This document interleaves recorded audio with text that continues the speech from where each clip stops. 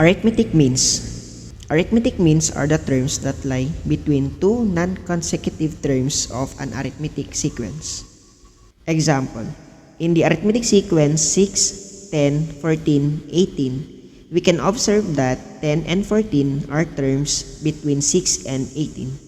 Hence, we can conclude that the two arithmetic means between 6 and 18 are 10 and 14. Let's try the following examples. Number 1. Find the missing terms that will make the sequence 4, 6, blank, blank, 12.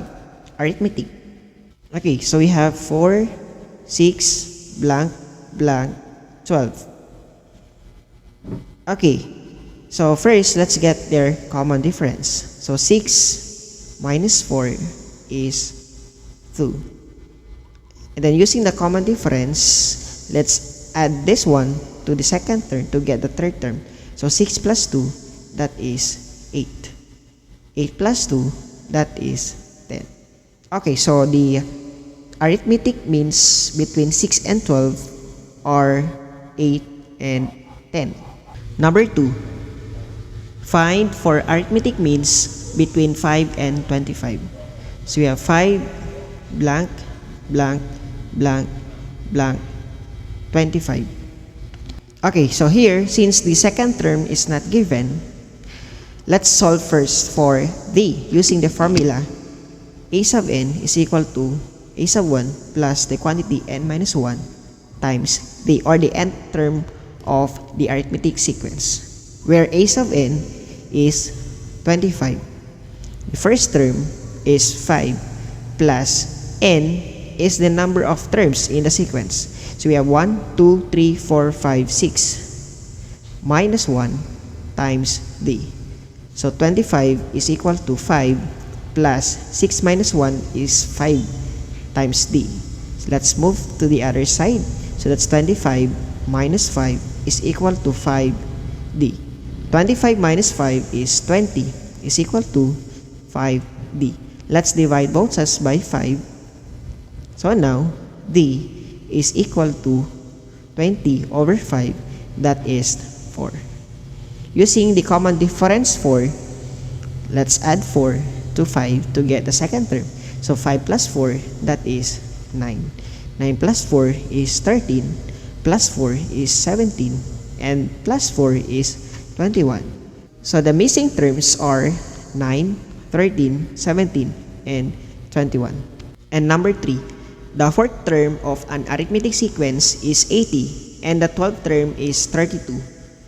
A. What is the common difference? B. What is the first term of the sequence? So here the given are the fourth term, which is 80, and the 12th term, which is 32.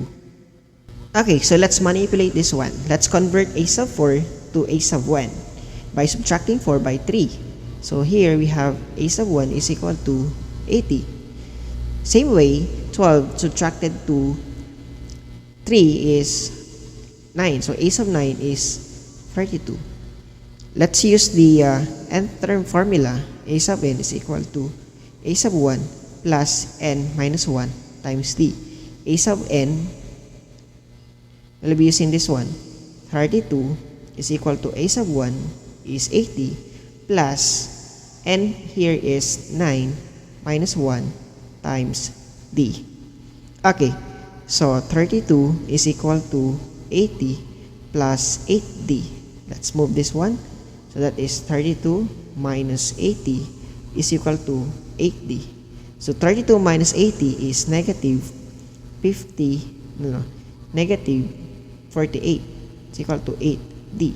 Let's divide both sides by 8. So we have the common difference is negative 6. By using listing method, we can now solve for the first term. So let's work backward.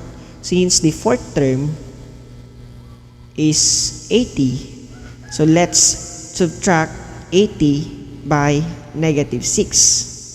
So 80 minus negative 6 is 86. So 86 minus negative 6 is 92.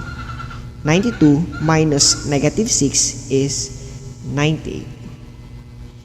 Or you may use again the nth term. So you have a sub n is equal to a sub 1 plus n minus 1 times d.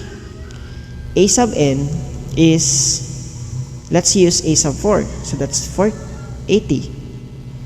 A sub 1 is unknown plus n is 4 minus 1, d na is negative 6. So here, a sub 1 plus 4 minus 1 is 3 times negative 6.